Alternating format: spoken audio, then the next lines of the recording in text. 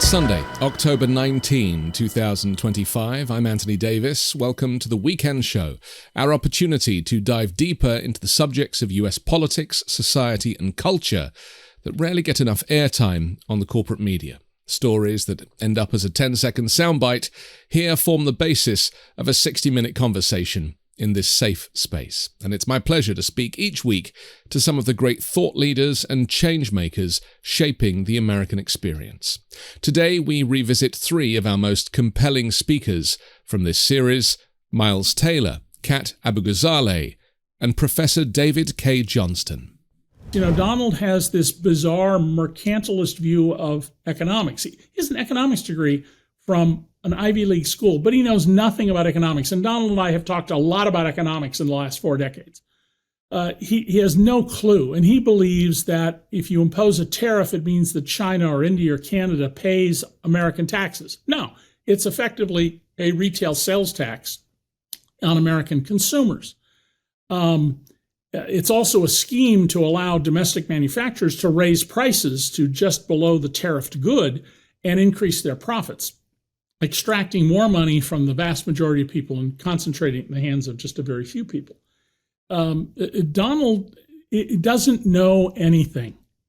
I mean, the most telling thing about that is that in his first term, a couple of months into office, he was going to Japan. They stopped in Hawaii so he could promote his Trump-branded apartment building. And then they went to the USS Arizona Memorial, and he says to his chief of staff, retired Marine General Kelly, what are we going to? What is this? He didn't know what happened on December 7, 1941. How much more evidence do you need of his ignorance? And there's many other examples. But he also doesn't care, does he? I mean, that's the difference. No. Like, not knowing is one thing, but he has no empathy. And we know, because part of the problem is that we spend so much time trying to analyze a madman. Right, you can't humiliate him. It's not possible to humiliate him. Right, but because he is a malignant narcissist, and because he is a sociopath, as confirmed by dozens of psychiatrists in their analysis of him, they don't need to sit down with him. He has had more television appearances than anybody.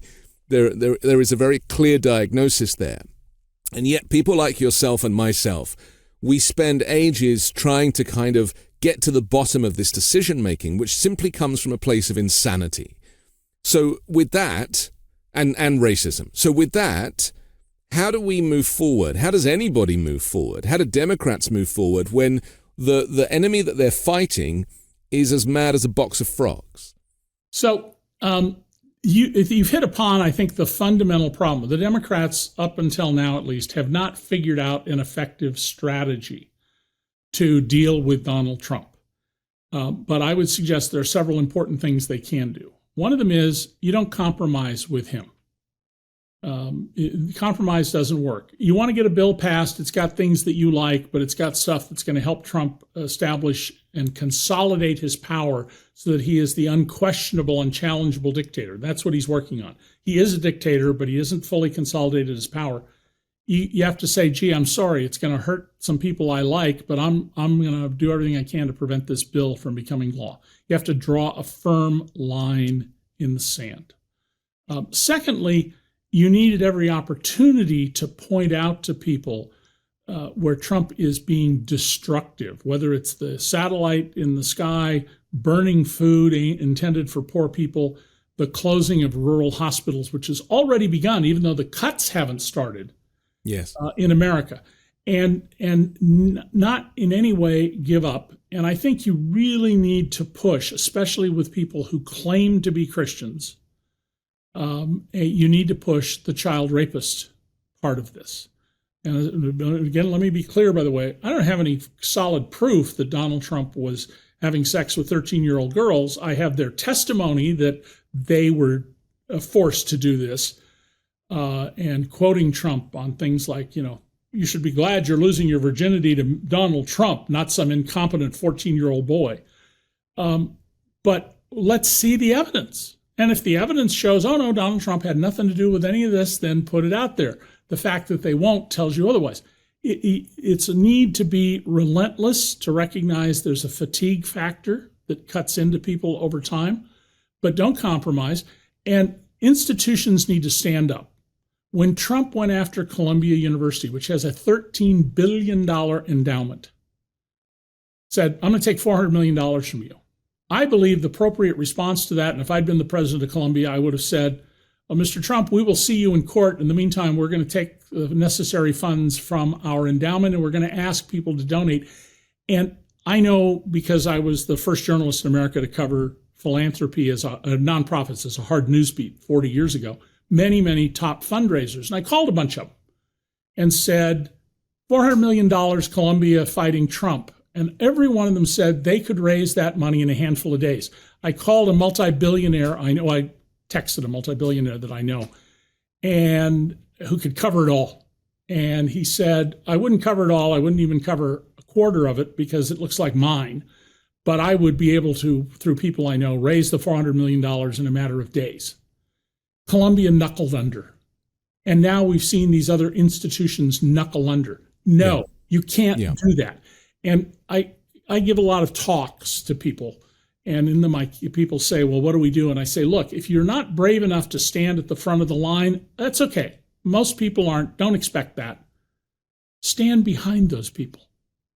Donate to the causes that will do this. Support them. And for God's sake, don't go after them because there's some little thing they said that's 5% of what's happening, and make that the issue. Recognize the goal here. We have a madman in the White House, an utterly ignorant madman who thinks only of himself and who is consolidating his power day by day.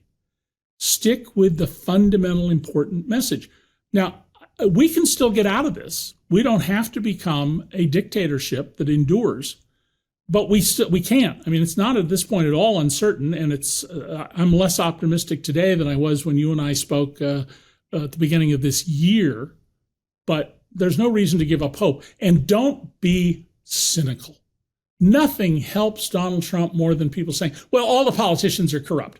All of them are sleeping around. Yeah, no evidence Joe Biden or Barack Obama was ever sleeping around. It's not helpful, is it, to do that in this moment? But we need to see coalition building. I mean, I was surprised that the universities didn't join together, all of them, from Harvard through Columbia, and create a kind of and ring fence their authority.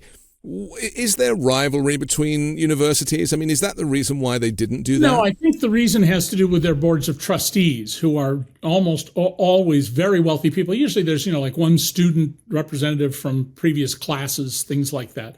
But they're usually very, very wealthy people, and they're afraid. They're cowed by this. Now, I would point out the professorship has stood up much more. And one of the things I've been pointing out since I'm a professor at RIT is, when Donald says that we're being ripped off by these other countries, we're the source of foreign earnings.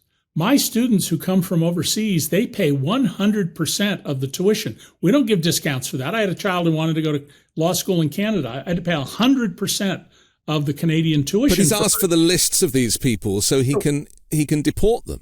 Well, yes, but what we should be arguing is, Donald, if you're worried that we're not earning enough money from the rest of the world, you should be endorsing professors. You should be endorsing the researchers who develop products.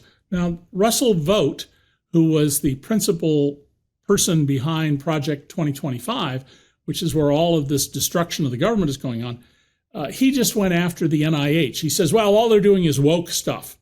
And he picked a couple of research projects they're doing. Well, when you hear that there were professors who spent 20 years studying the saliva of Gila monsters that live in the Southwest desert, you think, yeah, that sounds kind of weird. Why would you do that? Ozempic and all the drugs like it came from that research. There's another one where they were studying some insect that instead of biting you, stabs you.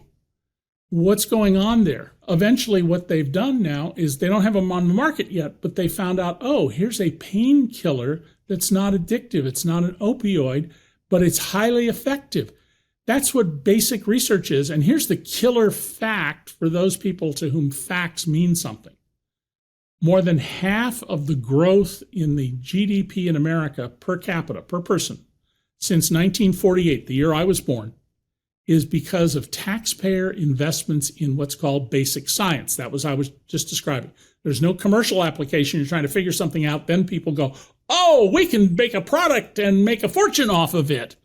More than half. So you do what Donald Trump is doing. The implication is that 75 years from now, America will be half as wealthy. And I understand many people don't understand science. There's a movement among some of the what I call faux or fake Christians that science is just another religion and we need to stamp it out. But we should. These are idiots, and we shouldn't be giving in to people. And I mean idiot in the classic Greek ancient world sense of you only care about yourself. That's what the word originally meant. I used to teach the law of the ancient world. That's what the word meant in ancient Attica. You only cared about yourself. I want to tap into your expertise on economics, because the tariffs that have been, branded around for the last 6 months kicked in on Thursday. And this is going to change the economy seismically as I see it. Some countries have done quite interesting things. They are playing Donald Trump. Ursula von der Leyen, for example, a very smart woman in the Oval Office, kind of promised $600 billion worth of investment. Trump claims that he can do anything he wants with that. He can invest in anything he wants. He even said they're giving me $600 billion. He didn't even refer to the US or the economy as a whole. So they're starting to play him. Incidentally, the EU is not able to give $600 billion. They would have to vote on it, and that's not going to happen. But even Tim Apple, who has Tim Cook, who shall forever be known as Tim Apple. Right. I don't know if you saw the video sequence of him in the Oval Office presenting Donald Trump with this 24-karat gold stand with a kind of donut-shaped design. It was a sweetener.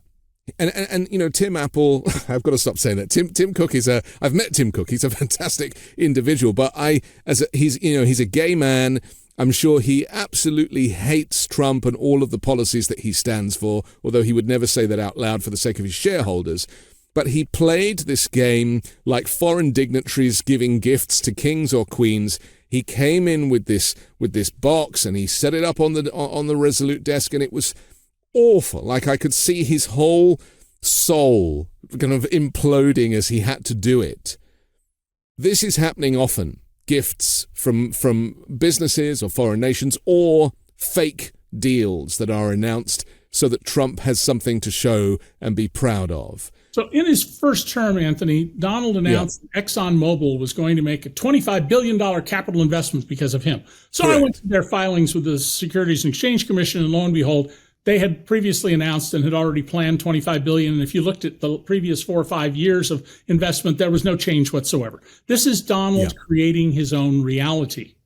He's not the only person in public life I've covered who creates his own reality, but nobody does it with the level of skill and focus that he does. Now, on the tariffs, I need to give a little very brief history lesson, but it's very important. When the fifth-rate British General Cornwallis surrendered to the American forces, we created a government called the Articles of Confederation.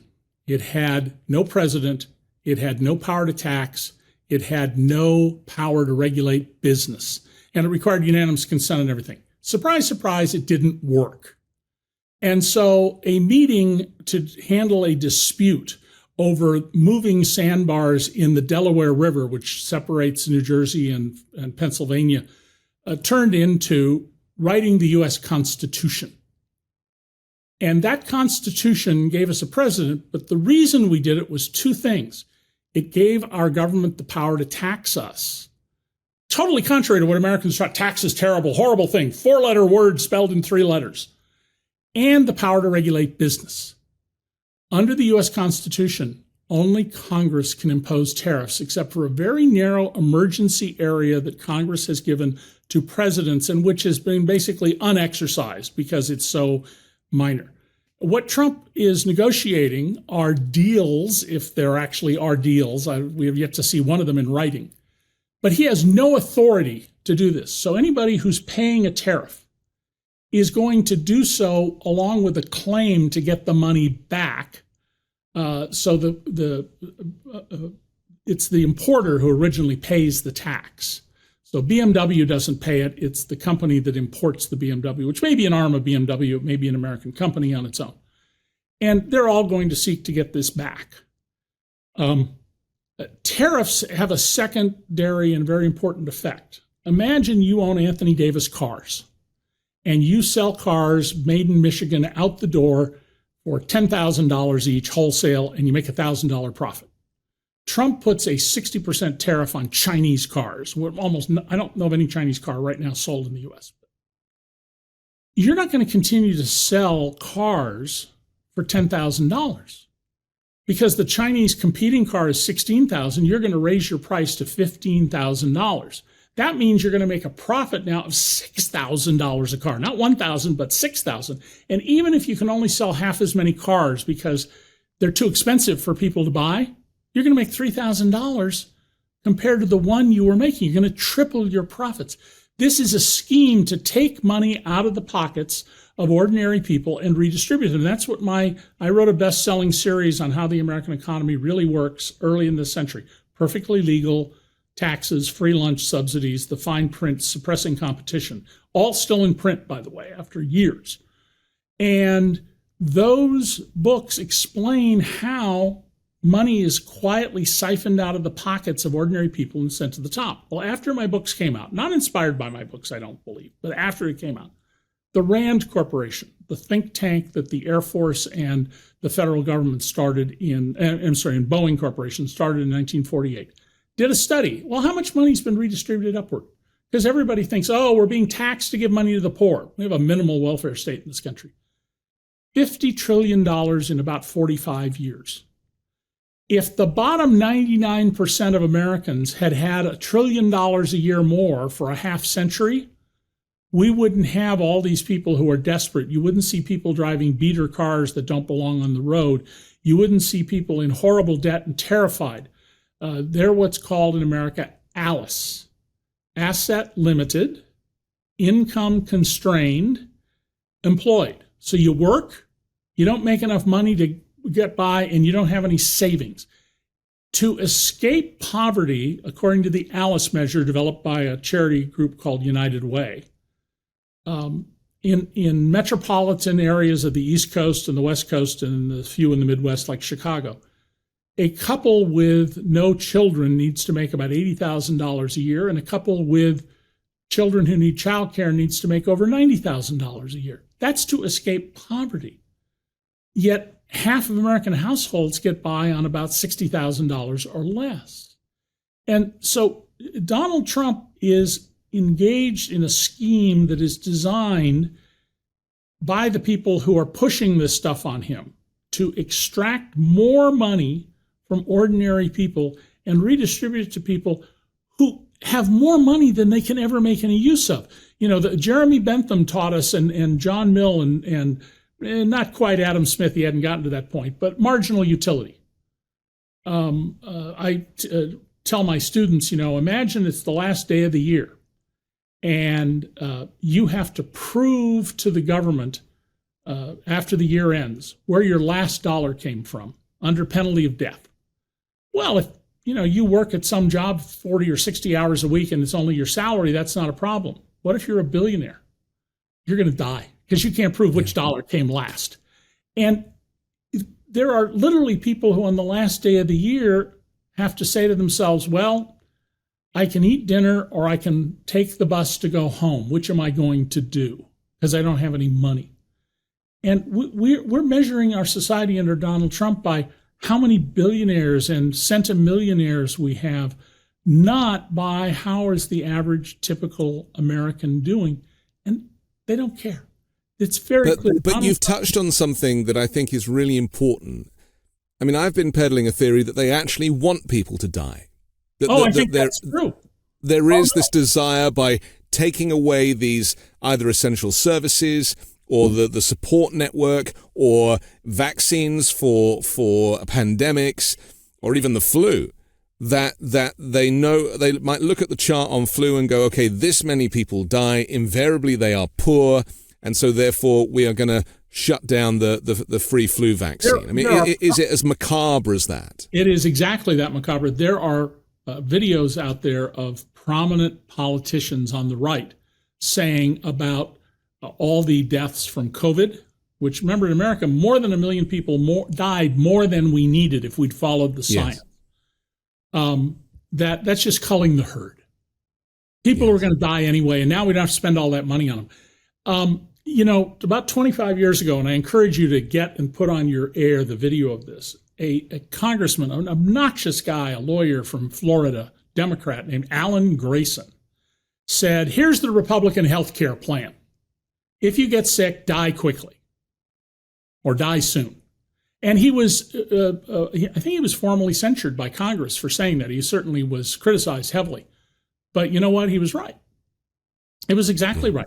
There is no sanctity of human life. This is not a new thing. When I was spending 3 years of my life telling the true story of the LAPD, how incompetent and brutal and all the crimes they were committing and how corrupt the department was when I was at the LA Times, there was a lot of bad shootings that I wrote about. And members of the police commission were trying to get into the mindset of the LAPD leadership, the sanctity of human life. And we've lost a lot of that in the world. We need to respect human life. So starving people, whether it's through the aid program in Africa or what we're seeing happen in Gaza, taking food stamps away from poor families and children, saying we're going to stop federally funded school lunches for children, many of whom that's the only food they get.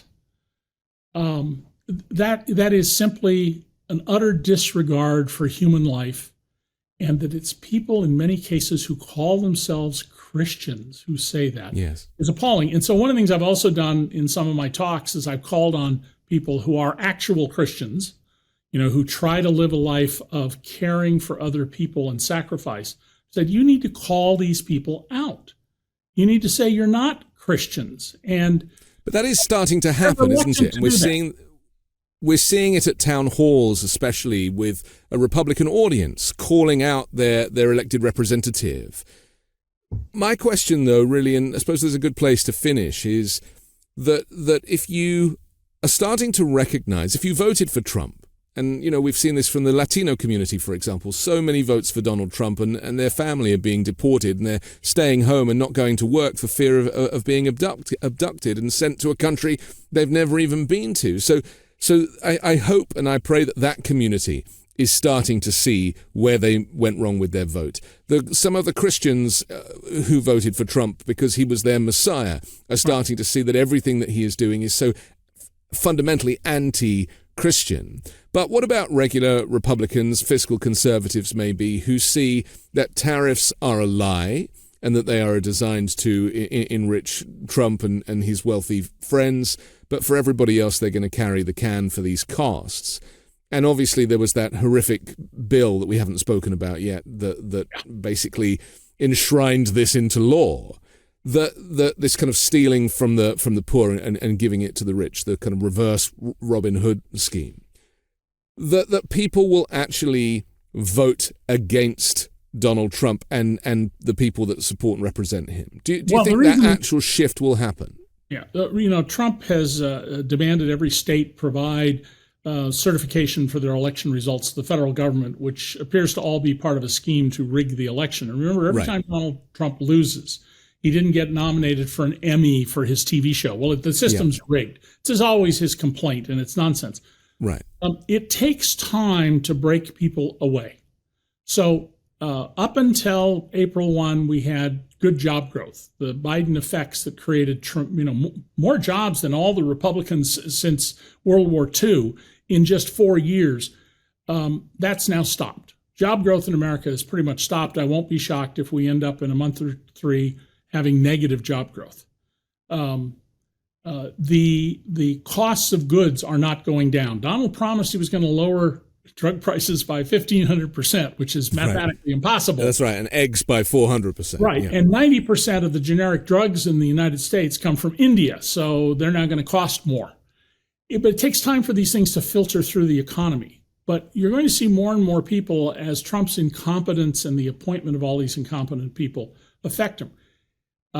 Nobody in America, except for a crazy pure Trumper believes gasoline is $1.99 a gallon. It's about $3.20 a gallon across the country. And so this will catch up with him, but it takes time. Yeah. And the elections are in November of 26. That's plenty of time for the economy to fall apart. And I'm sorry that's going to happen. People are going to suffer. There are people who are going to die. But without that, then this wouldn't change because people can justify to themselves. Rationalization is one of the great skills of the human mind. And none of us want to say, oh, I got taken here. A con artist made me a mark.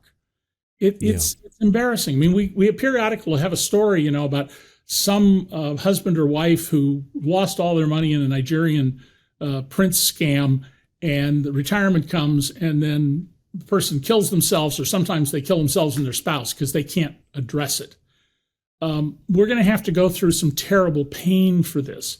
I'm hoping that Starmer and the other world leaders continue to not knuckle under to Donald. A few of them have, but most of them, they've played him the way that Tim Cook played him. And Donald is so dumb that he doesn't get that. And by the way, remember one of his professors at Penn said about him, he's the damnedest, dumbest student I ever had. And I assure you from many hours spent with Donald Trump that his lack of knowledge and lack of shame about being so doesn't affect him. So the conditions are going to create breaks and separations. There are going to be people 100 years from now who go, Donald Trump was right. Just like there are people who say Hitler was right. Don't worry about them. Worry about the people you can move a little bit. You can put a wedge in and separate them and get them to open their eyes. And if we get a Democratic majority in this House, a lot of what Trump is doing stops. If we can get a majority of Democrats in the Senate, which given who's up for election, that's a good chance we could do it. That stops all of his nominations of people like Emil Bove, who's now on the federal appeals court in Washington, and who, according to career prosecutors, told him to ignore federal court orders the government doesn't like.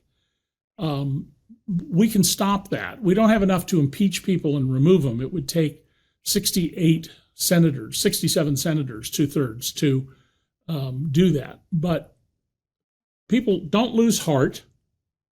Don't be fatigued. Don't be cynical.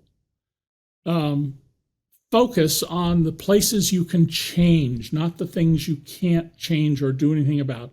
Stay informed and look for things where there's some coordination to information. I've tried to get a journalist who's spent a lot of time following all the developments about the Epstein files and the young women. And I said, would you please write a piece for DC Report, the news service I founded 7 years ago. I don't run it anymore because I couldn't stand doing it every day. But I said, how about you put together a piece for us with links to videos and a timeline so people can see that it's not a random thing here or there. There's a full record you can put in one place. And I got that idea simply because my wife, a brilliant woman who was the CEO of one of the biggest charities in America for 30 years, I was discussing something about the Epstein case, and she said, I didn't know any of that. I said, what? She reads the New York Times every day and the local paper and other things. And she went, I didn't know any of that. I knew there were some women. And you said there's 1,000 women? And I said, yeah, there's somewhere close to 1,000 women. And she said, where have I read that? And I suddenly realized, oh, you're right. Nobody has put together. We need some journalists to put these things together.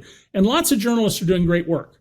The New York Times, where I work, I pick it up and I go, boy, there's a story that is some of the greatest journalism human beings have ever produced. On the other hand, you move over one column and I go, pure crap.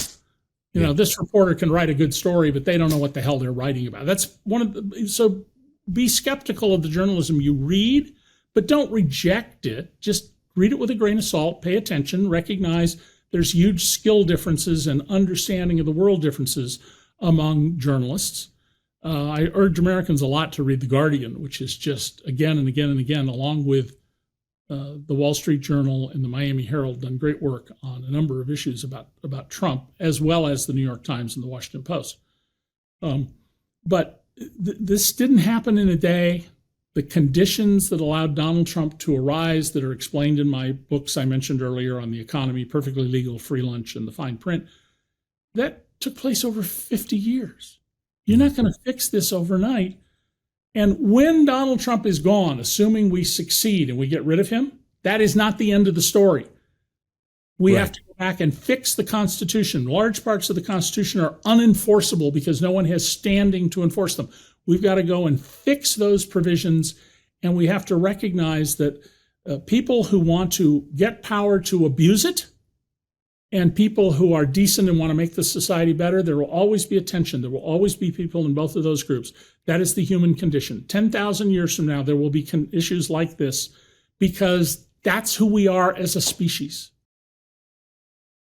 My days are always packed. Meetings and deadlines and recording and writing. So when I finally hit the mattress at the end of the day, I need it to deliver. My Sapira from Lisa has completely changed how I recharge at night. It gives me the kind of deep, restorative sleep that I didn't realize I was missing. I've learned that how you sleep is just as important as how long you sleep, and Lisa really delivers on the how. My Sapira adjusts to my body and sleep position in a way that feels intentional and balanced. The support helps me fall asleep faster and stay asleep longer. My Sapira from Lisa is the closest thing I've found to a staycation. The second I lie down, everything quiets. It's plush, peaceful, and somehow instantly relaxing. It's the one part of my day that feels indulgent in all the right ways. Lisa has a lineup of beautifully crafted mattresses tailored to how you sleep. Each mattress is designed with specific sleep positions and feel preferences in mind. From night one, you'll feel the difference. Premium materials that deliver serious comfort and full body support no matter how you sleep. Go to lisa.com for 20% off mattresses, plus get an extra $50 off with promo code WEEKEND exclusive for our viewers. That's leesa.com, promo code WEEKEND for 20% off mattresses. That's leesa.com, promo code WEEKEND for 20% off mattresses, plus an extra $50 off. Support our show and let them know we sent you after checkout. lisa.com, promo code WEEKEND. When you start a podcast, it seems like you have to figure it out all by yourself. Scripts, setup, filming schedule, logos. It can be super overwhelming, and every day seems to introduce a new decision that needs an answer. When you're starting off with something new, it seems like your to-do list keeps growing every day with new tasks, and that list can start to begin to overrun your life. So finding the right tool that not only helps you out, but simplifies everything can be such a game changer. And for millions of businesses, that tool is Shopify. Shopify is the e-commerce platform behind millions of businesses around the world, and 10% of all e-commerce in the US, from household names like Mattel and Gymshark to brands just getting started. You can get started with your own design studio with hundreds of ready-to-use templates. Shopify helps you build a beautiful online store to match your brand's style. Accelerate your content creation. Shopify is packed with helpful AI tools that write product descriptions, page headlines, and even enhance your product photography. Get the word out like you have a marketing team behind you. Easily create email and social media campaigns wherever your customers are scrolling or strolling. And best yet, Shopify is your commerce expert with world-class expertise in everything from managing inventory to international shipping to processing returns and beyond. If you're ready to sell, you're ready for Shopify. Turn your big business idea into with Shopify on your side. Sign up for your $1 per month trial and start selling today at shopify.com/weekend. Go to shopify.com/weekend. Shopify.com/weekend. We're back on the Weekend Show with Kat Abughazaleh. I'm Anthony Davis. Kat, your father was a Palestinian immigrant. Yes. Came to the US. Yes. And how has that affected your ability to campaign? Because I'm sure there are going to be people that will see you as a terrorist and a whole bunch of other things through their narrow field of view. What's going on there? Yeah, I mean, you'll never believe this, but people are a lot more normal in real life than they are online. I've had someone ask me, well, what if someone won't vote for you because you're Palestinian? And I'm like, then they won't vote for me. Like, I can't change that about myself. This district does have it has a big Jewish population. And I've been making a real effort to talk, especially with Jewish constituents, about, their concerns, where they're at. I think it's one of these things where a lot of people that aren't Palestinian or Jewish or Israeli have a lot to say about how we should feel about the situation. And then just kind of ignore what we actually say. And like, the fact of the matter is that Jewish people have been the greatest allies in the fight for Palestinian rights. Like, they have consistently stood by us, fought for us, and advocated for our basic humanity. And our lives are intertwined. Like, if one of us is suffering, the other one is as well. And the vast majority of people in general, but especially Palestinian and Jewish people, are horrified by what has been happening in Gaza. They don't want civilians killed in their name, just as I don't want elderly Jewish people set on fire like what happened in Colorado a couple months ago in mine. Our basic existence has been used as a proxy for others, for their own grievances, their own conspiracy theories, trying to radicalize others. And I've just made a real effort on making sure that, my election isn't just about Israel and Palestine. It's about the 9th district, but also being very honest about where I stand. And that's that anyone who commits war crimes should be held accountable, and anyone that, like, any weapons that are bought with our tax dollars need to be subjected to our own laws. It's a very difficult subject to broach because there kind of is no answer. That's kind of how I, approach it. I'm like, we're going to talk and we're going to argue and we're going to debate, but ultimately there will be no winner because, and it's like when Trump says, I'm going to solve the Middle East. He don't know the first thing about it, but he also ignores the fact that this struggle and this fight has been going on for decades. And so it requires a real investment in understanding the history, which, again, is something that this current administration is not really capable of.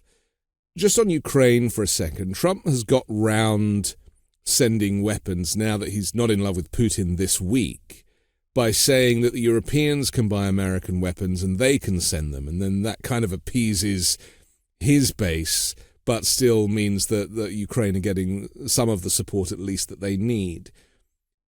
Do you think people are going to buy that? Or at the end of the day, is Trump still, Putin's BFF? I think that he's very mercurial, and we just don't know what he's going to be feeling next week. And as much as America loves interfering in a lot of, having our fingers in a lot of pies overseas, I do think that one of the most important things we can do is resisting authoritarian leaders like Putin. Like, this is never going to stop with Ukraine. It was never intended to stop with Ukraine. And that's why it's extremely important to keep supporting the Ukrainian people. It's likely to get worse, though. I mean, my thinking is that within 3 to 5 years, the NATO countries will be at war with Russia. And I, at this moment in time, don't know who Trump would choose to side with. Me neither. And that's kind of the problem, isn't it? Scary, considering that, he jokes about World War III when he's in the Oval Office with Zelensky, but, the rest of us who are going to have to face the reality of a nuclear holocaust are having to really think where is safe and who are the goodies and who are the baddies in this fight. Yeah, it's terrifying. There were some times in 2020 where, like, Trump was pushing, like, for essentially nuclear warfare. And I used to, this is when I was in college, and I'd text my mom and I'd be like, all right, if DC gets nuked, I'm going to be in the bottom of the Trader Joe's parking lot by my home because it was underground and I had like a little kit. And it's like, that's insane that we even have to think about that. Yeah. And it's so scary having someone so unpredictable running our country and running it for his own profit, and then falling for every authoritarian flattery scheme. It is amazing, isn't it, that the European leaders have had to kind of put Trump back on track, explaining to him what D-Day means and things like that.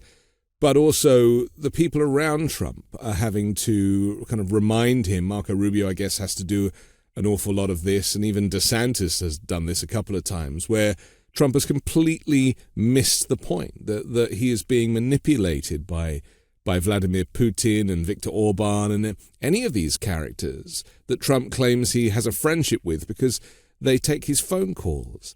It is worrying, because it's not just trying to be safe in the event of mainland war, but also we alluded earlier to the fact that immigrants are not leaving the house and not going to work for fear of being picked up by ICE.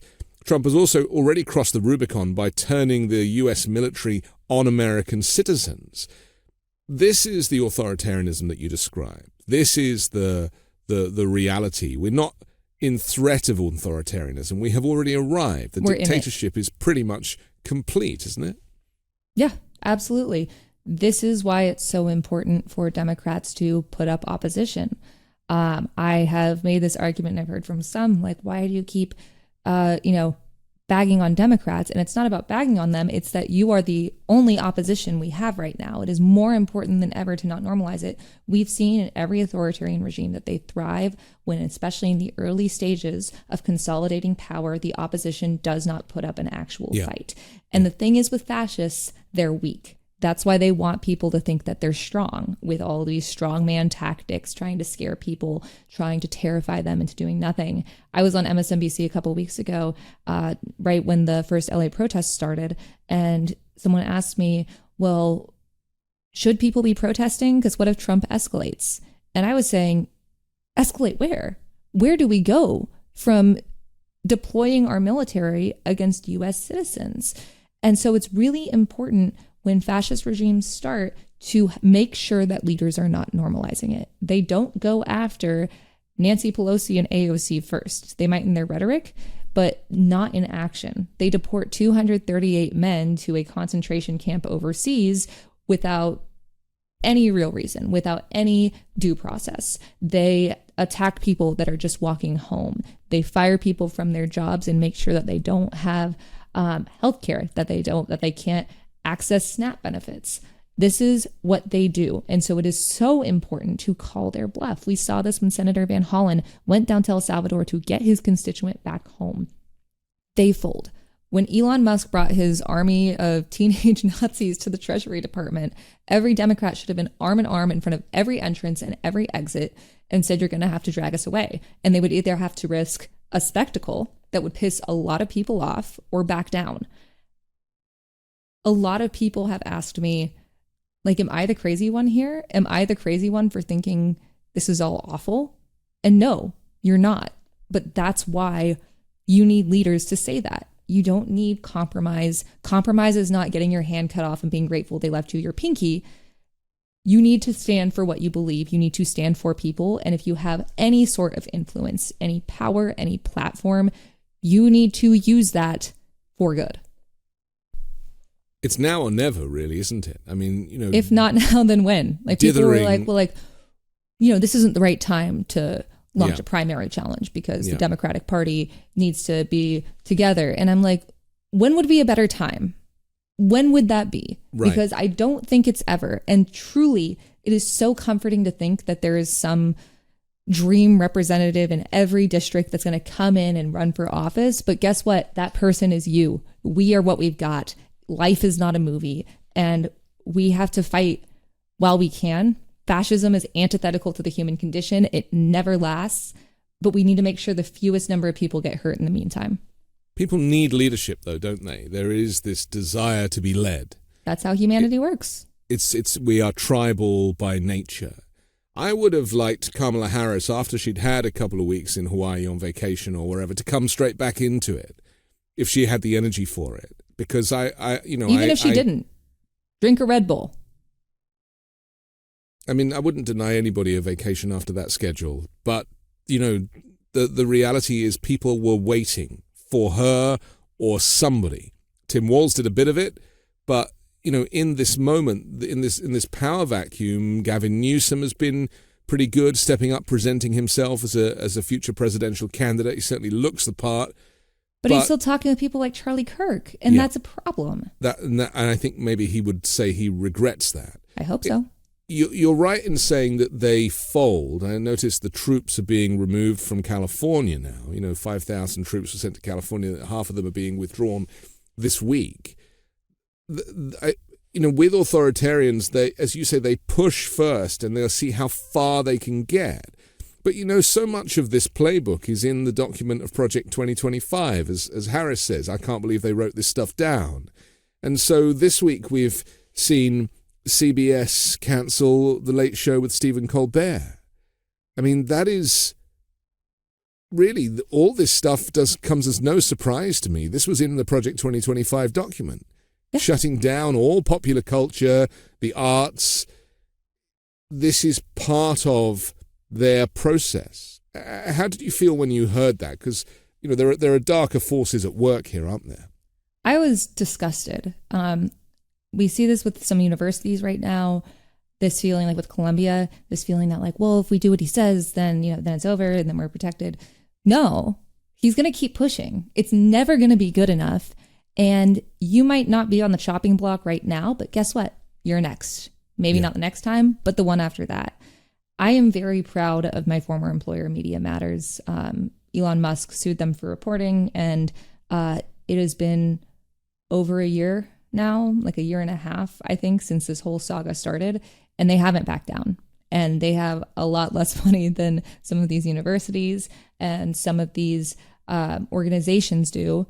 And I think it's brave to not back down. But it's also self-preservation. This will come for you eventually. And folding is a coward's move. And there's just no way around that. And I get the feeling of, well, I just don't want to have problems. We're already in the problems. Right. Yeah. Do you want to not just be remembered as someone who stood up for yourself and others, but do you want to actually do that? Do you want to help yourself down the line? Because once again, this is not just ending with Stephen Colbert. Unless CBS is completely under Trump control, and even then, it's never going to stop. There has been a 20-year-long effort in the United States to try to shape a balance of power that favors America and favors the free world. And one of the bellwethers has been India. Will India side with the United States? Will India remain part of a broader, expanded Western alliance?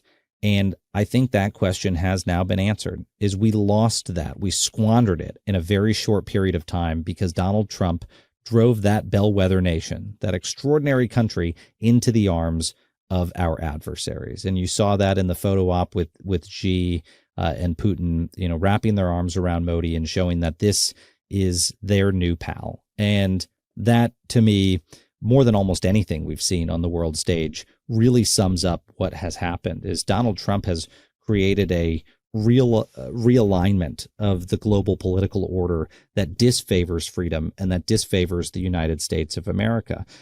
Also a thing that was very foreseeable, Anthony. I mean, I've now spent the better part of 7 or 8 years warning that if Donald Trump came back to power, he would reshape the world order in a way that favors autocrats. John Bolton's been talking about it. A lot of folks who've worked under Donald Trump have talked about how, if given a second term, he would create a world that's much more favorable to our adversaries.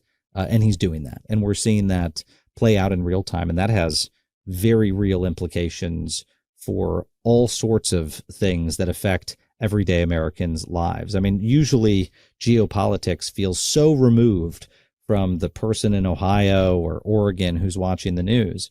But that realignment that we are seeing, the driving of our friends into the arms of our adversaries, is going to be bad for the way Americans buy goods, sell goods, how they travel, where they travel, their physical safety, our safety as a country, and our children's future. Those things are dramatically impacted by that realignment. And, whatever weird tweets Donald Trump sends out, I don't think they're going to be sufficient to turn that tide. And let's just remind people what pissed India off? I mean, it was a combination of things, wasn't it? I mean, firstly, Trump trying to take credit for ending the war between India and Pakistan, which was ridiculous and entirely untrue. But secondly, imposing a 50% tariff on top of previous tariffs on India. I mean, he certainly doesn't understand international trade. But I also get the feeling that he didn't foresee the fact that people wouldn't want to travel to the US when people's phones are being seized at the airport and people are being treated like criminals before they've even set foot in the country. I mean, is anybody saying anything to him? Because from what I've seen, there are no adults or experts in the room at any of these meetings. Well, here's what happened in the first administration. There were people on both sides of that question.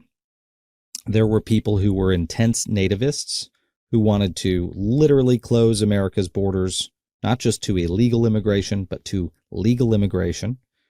And there were people who believed in the post-war order of free markets and free people that have made Americans the most prosperous and powerful nation in the history of the world. And the battle was usually won inside the administration by the latter group.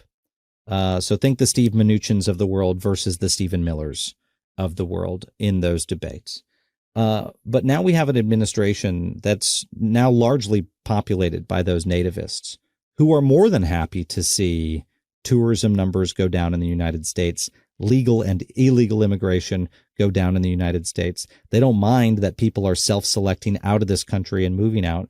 They want to raise the walls up. They want the United States to be more homogenous. And that's the vision that they're hoping for, is they're hoping for a much more protectionist country writ large, and they're going to get it. And, I think Donald Trump at the end of the day is actually in his heart of hearts, not as amenable to that worldview, but the Oval Office is now a complete echo chamber. I mean, I think he could potentially be more open to a free trade style economy, because we saw him sometimes tip the balance in those debates, to Mnuchin and others. But he's very impressionable. And, now he's got folks that are only saying the one thing, and he's leaning into the protectionist version of himself, full speed. And easily manipulated. And we saw this when he arranged this ridiculous meeting with Vladimir Putin in Alaska. Yeah. Extremely costly, clearly served no purpose. The fly past, the whole red carpet treatment for a war criminal, and nothing has come of it. Even sanctions that Trump claimed he would impose upon Russia, the deadline of which has come and gone, and Trump has done nothing. Putin is benefiting hugely from all of this, isn't he? And is it that Trump is just simply on Putin's side? He wants to be on that podium with these dictators. That's where he sees himself. He doesn't care for the European allies. He sees them as kind of weak and not dictatorial enough. Is it as simple as that? It is as simple as that. And I was worried you were going to say that. Yeah, Trump's national security team in the first term, I would say one of the top three things that we worried about is his ability to be fooled by foreign leaders through flattery. There was a very palpable fear anytime he took a phone call from a foreign leader, anytime he met with them, because there was this sense. I mean, look, foreign leaders knew this. They knew it's obvious to anyone who watches television. The man is deeply susceptible to flattery. And so you can shape his worldview by flattering him. And, Putin played him like a fiddle. He didn't even play him like a fiddle. I suspect a fiddle is kind of difficult to play. I mean, he probably, he played him like a clarinet. He's just got to plug his fingers over the holes and blow into the tube. And that's all Putin had to do to Trump in the lead up to and during this summit. And the fact that he, planted things in Trump's brain again about mail-in voting that have now turned into, potential executive orders and actions. I mean, it took nothing. It took the push of a finger on the first domino in a meeting with Putin for Trump to start going off on different paths and tangents that Putin wants him to go off on, because it'll be damaging to the United States. But I have to go back to Anthony. You asked, is it as simple as that? I will tell you how simple it is, because I think we forget sometimes. We wrap ourselves in the words of geopolitics and free market economics, and we wrap our selves in these discussions of history. It's not about any of that. It's about that the president of the United States is an observable idiot. He is very dumb. He is a very dumb, not well-read, intelligent man who can't synthesize thoughts, who can't track things across meetings, who can't remember things, who acts like a dementia patient when he goes to the microphone. He is an idiot. And we are getting the predictable results of that. We are getting a whiplash presidency that jumps all over the place, that puts the American people in danger. We are getting what we deserve by having put this man in office. And it's important every now and then for us to step back and acknowledge that. I mean, there's not three-dimensional chess that Donald Trump's playing. He's not playing any game. He is a stupid man who is not fit to be in the office that he's in, and he's in that office. And it's not surprising that a stupid man in that job makes very stupid decisions all the time. And those stupid decisions are not game board decisions. The pieces are American lives. And we are almost every week seeing new ways that American lives are in danger, from early in the administration when they're firing people who protect nuclear weapons, all the way up to the past few days when they're firing people at FEMA who are supposed to protect American lives. And why? Because the people at FEMA sounded the alarm about a potential catastrophe. They said, we're going to have another Katrina. We are in danger. And for warning that we are in danger, the administration wrapped duct tape over their mouths. You can't come up with something more ironic than that. And that is what you see in authoritarian regimes, is the people who sound the alarm and say, dear leader, we need to tell you the truth, we're in danger, are the people who get silenced. That's what's happening in this country. And it's because we've put an observable idiot back in the Oval Office. And the media legitimize him because of respect for the office, that they kind of translate his idiocy into some kind of order. And that is very dangerous, isn't it? That he almost relies on the media that he refers to as the fake news to legitimize his ridiculousness. Yeah, look, that needs to stop. And I've got to say, I rarely attack the press because the president does that sufficiently. I mean, the free press in this country is under assault. But some of the major networks, especially the ones that are backed by big corporate conglomerates, have been fallen asleep on the job by doing this sort of both sidesism. They so desperately want to be back in a different era of American politics that they are covering this man as if they didn't witness the first 4 years of it. And the place that I'm going to have a lot of heartburn with this is when something egregious happens, egregious enough to get some of those networks to wake up and they say, my God, who could have predicted Donald Trump would do this? I will say you did, because you were covering it in the first term and you saw these things happen. You can't act surprised that they would happen this second time. And that's why, Anthony, I think it is actually very, very important that in this moment in our country, we have seen an explosion in new media, because legacy media is at the moment failing us. And it's failing us by burying its head in the sand and hoping that Donald Trump will somehow normalize. That's not going to happen. There isn't a day in the next 3.5 years, if that's all that Donald Trump serves, where he is going to start moderating and backpedaling and going a different direction. That's not going to happen. It's going to get worse. And we don't need those news organizations to just hate him. I don't need them to have emotive feelings about the man. They just need to cover it with the realism of a country that's sliding into autocracy. That's happening in the United States of America. It's very real, and it's the biggest fucking news story since any of those news organizations have ever existed. They should cover it that way. On Thursday, you posted Trump is expected to sign an executive order that seeks to change the Department of Defense back to the Department of War. This presidential action is heavy with symbolism and meaning in the stupidest way possible. This focus on war fighters and Pete Hegseth, a kind of Fox News host, completely out of his depth in the Department of Defense. We saw a Venezuelan boat have a missile dropped on it the other day, killing 11 people in international waters. We don't know who those 11 people were. Trump claims that they were narcotics or gang members or something, very kind of loose description of who they might be. I mean, that in itself will be seen as a war crime from the international community. What do you think Venezuela thinks right now? Do they think they're at war, or that America is now at war with them? Well, let me start with the first part, because I think it is actually interesting to focus on that symbolism of his renaming it the Department of War. And it's symbolic in all of the ways that he does not intend. And one of those, of course, is that we changed the name of the Department of War to the Department of Defense for a very important philosophical reason, which is that the United States doesn't believe in being in endless wars. It believes that force should only be used in our self-defense, right? And that's why in 1947, officially with the National Security Act, we changed the focus into the U.S. Department of Defense. So that's point number one. Point number two, a second irony, is that Donald Trump, of course, got elected on this mantra that he was going to end the forever wars and that he was the president of peace. So again, another irony for him to be attracted to Department of War. The third, of course, is that he is proclaiming to change this with an executive order. It requires an act of Congress to change that title.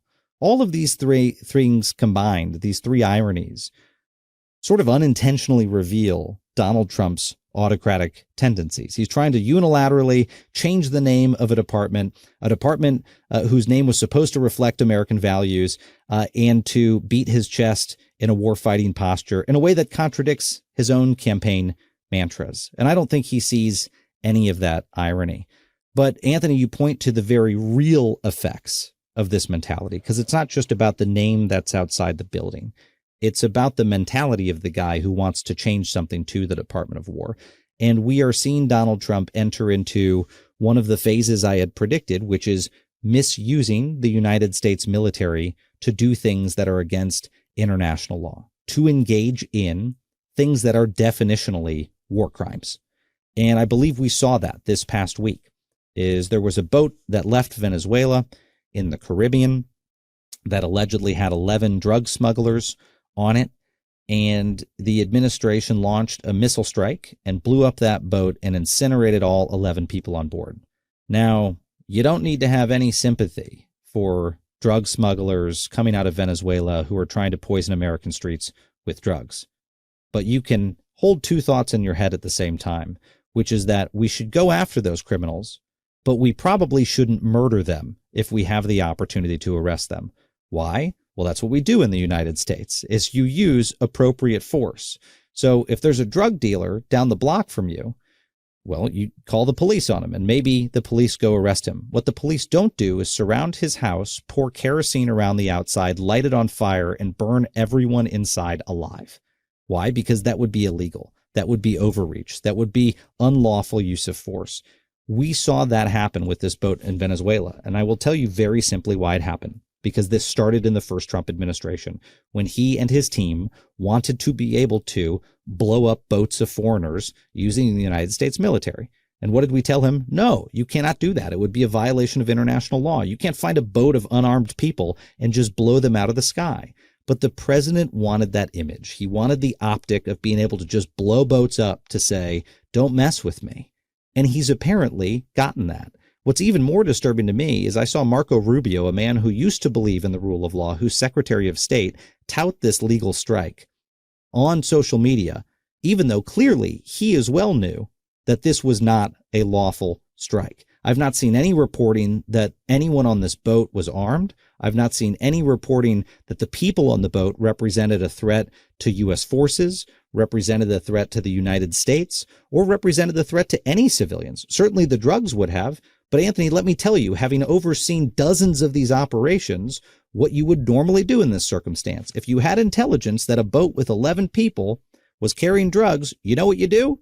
You go intercept the boat. It's really, really simple. Apprehend. There are U.S. forces in the region to go intercept the boat. They would shoot out the engine. They'd board the boat. They'd arrest everyone. And I'm going to tell you why that's better than blowing up the boat. Because you then get to interrogate those 11 people. You get more leads. You track down where the drugs came from, and you are more likely for the long term to shut down that drug operation. Instead of giving a would-be dictator a grainy black and white image of a boat on fire, you can actually do something about the problem. So it's not just that this is illegal, and it's not just that this sets a really bad precedent. It actually doesn't solve the problem. It makes the problem worse.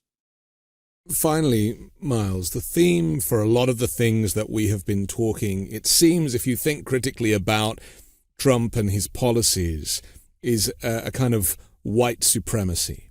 And we're seeing this with the abduction of people of color from the streets of America, with this increased ICE army, which is about to get a $170 billion investment. It's going to be a force that has a bigger budget than most countries' militaries together. How does this end? Because a lot of people are worried about it being Trump's secret police. They're going to eventually be policing polling places when it comes to elections, and that the police state will be the result of a lot of these policies. Is that where this is headed, or do you have a kind of different picture of the future? That's where it's headed. And anyone who tells you otherwise is not reading the tea leaves. Donald Trump will have multiple bureaucratic entities that could be considered his own secret police. That sounds really outlandish. It's now the reality, because all that really means is, does he have the ability unilaterally to direct different law enforcement agencies to go engage in punitive action, investigative action, or arrests at will, and by his own whims? And normally you would say a president doesn't have that, because there'd be layers of checks and balances and approvals and lawyers. That won't be the case anymore, if not already, with the FBI and with ICE, which will become the largest law enforcement agency, has become the largest law enforcement agency in the United States of America. These will effectively be able to serve as secret police for the president. Now, the extent to which they are really just depends on how much he's going to try to be using them for his own personal purposes. That's really what determines it. And that's pretty scary, that's the only thing keeping us between a normal law enforcement organization and the Stasi in East Germany. So I think immensely disturbing, as it should be for people. But I want to go back to the start of your question, where you mentioned sort of white supremacy. When I went into the first Trump administration, I didn't buy into the criticisms that Donald Trump was a bigot. Now, I didn't know the man, but I had to think to myself, he may be expressing xenophobic policies, but I bet the real guy is not an actual bigot. I mean, that can't be right. And I wasn't trying to give him the benefit of the doubt on a lot of things, but I thought, people on the left throw around the term racism a lot. I bet Donald Trump's not an actual racist. And then I sat in the Oval Office when he talked about immigration. And I can remember him talking about the countries that he wanted to dial immigration down close to zero or at zero, and the countries where he wanted to dial it up. And when he would talk about the countries he wanted to dial down, he would talk about the Haitis and the Somalias and the Ethiopias and the Afghanistans. You get the picture. And the countries where he wanted to dial up immigration, you would hear him talk about the Denmarks and the Finlands and the Icelands and the Norway and the Swedens. Well, we saw the white South African farmers recently being given American flags as they arrived into it became pretty obvious in those conversations. Oh, okay, I get it. He doesn't want poor colored people to come into the country, doesn't want poor brown people, doesn't want poor black people, doesn't want people of color coming in from these places. And he would like white, blonde-haired people to come into the country. I'm not making this shit up. Donald Trump has said this stuff himself now. But after meetings like that, where we would toggle from one to the other, I thought, okay, this guy does have deeply racist tendencies and a deeply racist worldview. And that has manifested into his policy. That is affecting real people's lives. But it goes beyond immigration. And I think that's important for folks to realize, because there are some people, reasonable people, who say, look, I don't like Donald Trump, but I really would like to see illegal immigration end in this country. And maybe they want lawful immigration, but they want illegal immigration to end. Well, to those people, I say this: the apparatus that he is using to crack down on illegal immigration, he can and will use to come after you and your communities. And if that sounds dramatic to you, I just want you to turn on the news as he sends troops and U.S. forces into Chicago, as he sends them into Baltimore, because all of them are not going to be United States military. A lot of them are going to be ICE officers, and their sole mission is not going to be immigration enforcement. Because guess what? People who don't understand DHS don't know that ICE doesn't just enforce immigration policy. They can investigate a vast array of crimes. They investigate cyber crimes. They investigate financial crimes. They do all sorts of work beyond just illegal immigration.